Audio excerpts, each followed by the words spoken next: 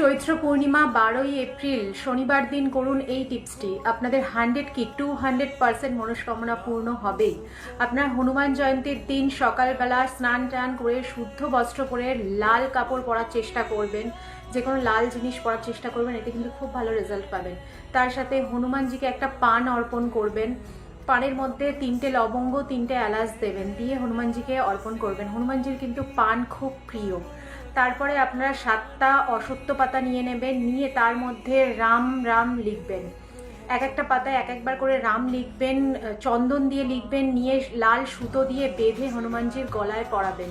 তার সাথে ভোগে আপনারা লাড্ডু, ছোলা, গুড়, কলা এগুলো দিতে পারেন। দিয়ে আপনারা হনুমানজির সামনে চামেলি তেলেরও প্রদীপ জ্বালাতে পারেন, ঘিয়ের প্রদীপও জ্বালাতে পারেন। জ্বালিয়ে নিজের মনস্কামনা জানান, দেখবেন 100% আপনাদের মনস্কামনা পূর্ণ হচ্ছে।